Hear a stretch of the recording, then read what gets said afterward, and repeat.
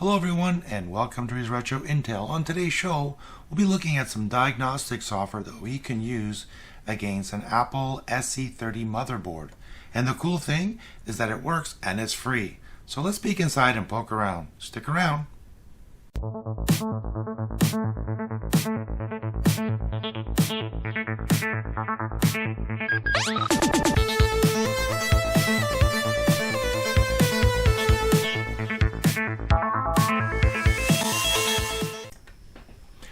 So about a year ago, I saw a video that Adrian Digital Basement created, and he's looking at an SE30 doing diagnostics, and he was talking about using the TechStep, which is a diagnostic tool that you can hardware piece that you can plug in, and he found a neat workaround how you can use a serial port and a terminal to actually get code to basically enable the built-in diagnostics on an SE30. So let's quickly look what he's talking about, and then we'll get into the other piece.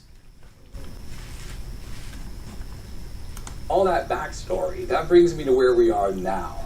And while I was looking for more information on this TechStep, which seems to communicate with Macintoshes over all the ports, but primarily the serial port, the TechStep activates some kind of Apple diagnostic mode that's baked right into every single one of these machines. And the TechStep just uses a bunch of commands to talk to the machine over the serial port to run these various tests. That's like a eureka moment to me. There is no reason why we need to use an actual TechStep device to do these diagnostics. Why can't we just use any computer hooked into the serial port of the Macintosh? We just need to understand what kind of protocol is happening between the TechStep device and the Macintosh so we can run those tests for ourselves. And so this is what Adrian found out, that you can actually run the diagnostics through a serial port. In essence, that's what the TechStep is doing. It's actually sending commands to the SE30 and activating the built-in diagnostics and then reporting back the information. Now, that being said, a good friend of mine in the channel, his name is Jack, he goes by Jack68K.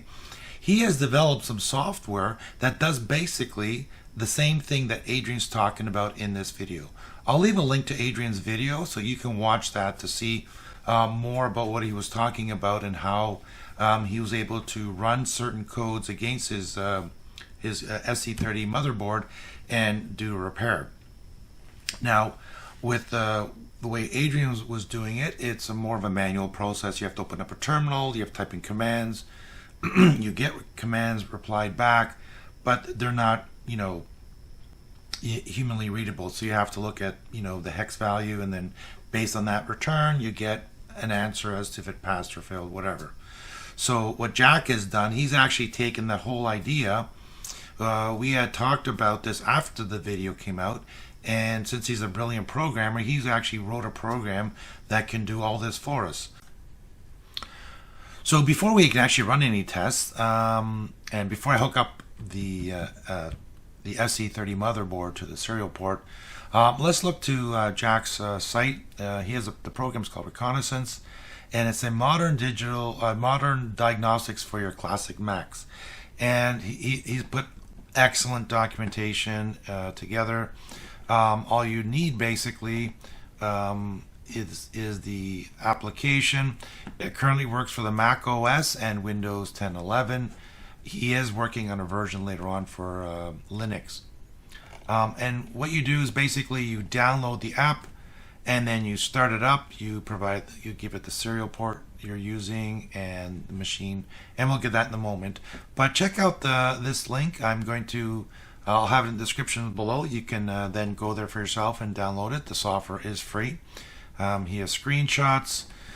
He talks about that the software currently supports the Mac 2, the 2CX, SE30, 2SI, and LS3 or LC3. And other ones that are coming in the future are the 2CI, the 2CI, the LC2, the Color Classic, which I have one, which we can look at that eventually, 2X and the 2FX. And in here, he provides all the information you need regarding the software, regarding each test, and which machines they currently work on. So, for example, the VRAM test does not work on the 2 and the 2CX, but it does work on the SE30. It doesn't work on the 2SI, but it does work on the LC3, and so on and so forth. So a lot of cool information here. He talks about all the different tests. So for example, here's the primary test and what it does. There's a secondary test here. Then there's also video tests, which is great, extra tests, and utilities. So let's go to the bench and hook everything up and then run the software, which I've already downloaded and installed. Now, when you download the software, you may get Windows complaining that it can't scan it, doesn't know what it is. You click OK and it's fine. It installs. It's not a virus. I've been running it for a while and I've never had any problems. I've done scans, no issues. So that's something to be aware of when you're downloading it. So let's switch over to the bench and get things connected. Okay, so on the bench I have my my SE30 here. I'm using an adapter. This is the SE Topper, which is available at jcm-1.com. I'll leave a link. It's in the description, but it's just jcm-1.com, and you can buy these. Now this is for the SE, and even though this is an SE30, you can use it to not just provide power, but provide video. But in this case, we don't care about the video. We just want to see, we want it powered up. So you can actually power it with your power supply. But for a bench, this is great because I just have my ATX power supply. Connect this in like that, and that goes into here like this. Now the problem with the SE Topper for the SE30 is that the cable sticks out and touches the RAM. So if you only have the first bank A, which is the first SIMs installed, then you're fine. If you have additional ones, this is going to bump into it, so it's not going to work. However, for our test, this is going to be just fine. The next thing I want to hook up is the speaker. I have a little speaker here. Now this, we need to have this plugged in because we want to be able to hear it chime. What I'm going to do is put this on the back there so it's just out of the way. We need to have the SADMAC chime. So when you turn the computer on, you hear a bong, and it's good. You hit the reset button and it gives that dun dun dun dun, the SADMAC chime, it's called. And unless you have the speaker hooked up, you're not going to be able to know if you're in that proper mode. The other thing is I have a cable. This is a serial cable that goes into the port, and from here I can connect to my computer. So this cable plugs into the port here furthest on the left. That plugs in there, and then this plugs into my adapter, which is a USB connection. And this goes in like that. All right, so we are now connected, and what we want to do is turn on the computer, and we want to get it to the SADMAC chime. So hopefully it comes up in the speaker, because this in the microphone. Sorry, because my speaker is very small, and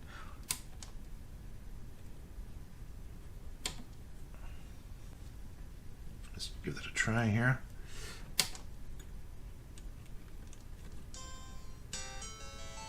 So did you hear that? That's the SADMAC chime. That's the one we want. So now that it's connected, we can run the software. Now before I do that, I'm going to turn this back off. What I'm going to do is I'm going to slide everything just a little bit over here, and I'm going to plug in my SE. This is my SE30 Peaker board. It's a board that provides a visualization of the signals on the CPU and provides voltages, displays for voltages. Now you don't need this to run the software.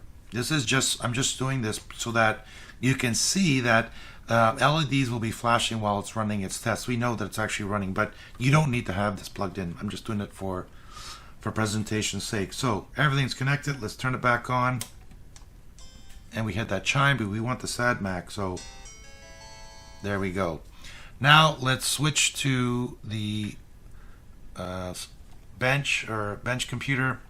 Once the software is installed, you're going to have this icon, or you create a shortcut.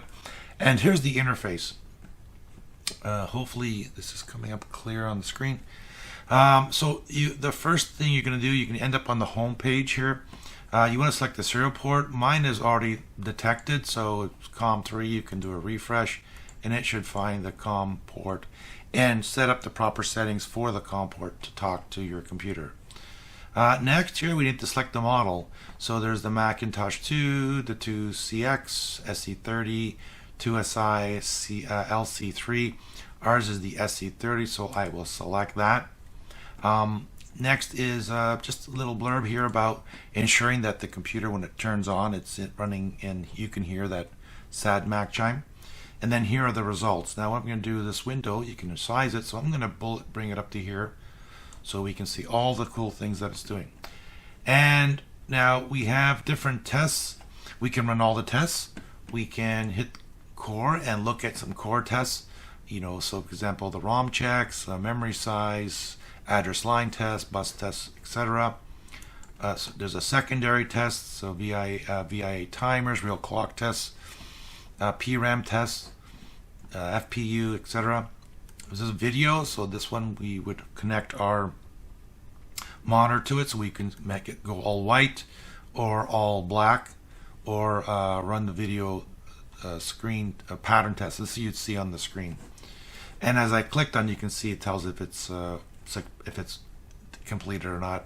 There's also extra tests. You can do the query logic board and scan new bus. Cycle, you can actually here select different tests you want. So let's say you want to run all these, and you can run selected tests, and you can even cycle through the selected tests. You can select them all or deselect them all.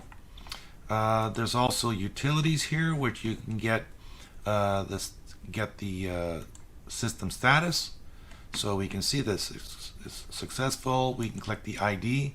Now this is going to query the machine, and it's showing it's a Macintosh 2 series, which the SE30 is a Macintosh 2 series computer. We can dump memory, we can fill the memory, we can write to we can save a file, we can modify it and write it back, and we can execute it. There's also presets here for different areas of memory, video RAM, ROM, code snippets, main screen buffer, video, declaration ROM, etc. And then there's manual tests here, so we can do data bus, mod 3 RAM test, reverse mod 3 tests, and extra RAM test. And again, you can select the different addresses. I'm not going to go into all this at this point because it would make the video super long. But what I want to do is I'm going to go back to home where we were. And you know what? I'm going to clear this. So I'm going to just stop the app. And I'm going to open it again.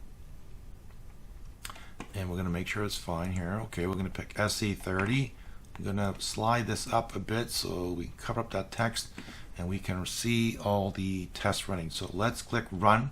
And it will run the diagnostic tests. It will run them all. So, so far we have the status of the machine, the ID, the ROM, check some test, which is passed, total the memory.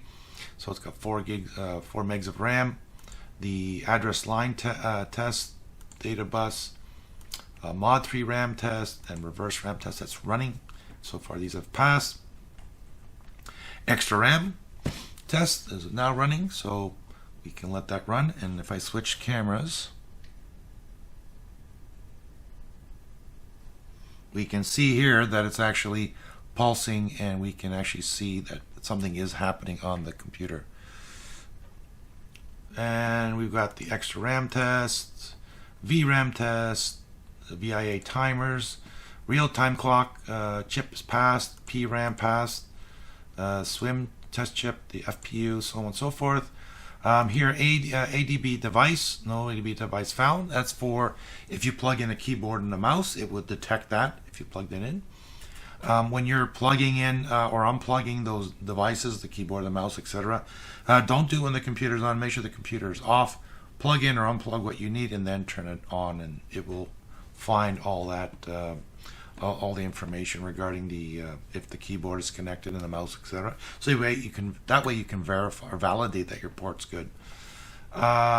Check burn-in jumpers, so the jumper test is not bridged, which is good. The video RAM passed, which is the white fill, the black fill, and the pattern.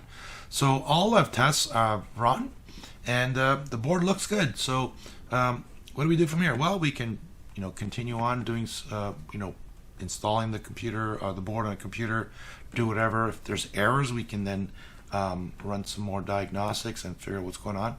Again, we can select tests if you want to. You can select these tests and then run them all to let it burn in, do a burn-in process where the computer will just run these tests. What I wanted to show you is a cool thing here is that under help, there's the help here. You can check for updates for the software, make sure it's up to date, send feedback, and about the application. It's 1.0.34 as of this video. And there's also, we can clear the history if you want. Now here's really something really cool. So we can open up the directory. So this is a directory where the logs are stored. So when it's running, it's actually creating a log. If we want, also we can actually go here and open a log file. So we can open up the current file that's been running, and we can see here that there's a lot of information that's showing up in the log, and it's showing the commands that are running. So for example, in the Adrian's video, see he runs a *S, *A, *H, R, etc. So these are all the commands that are running.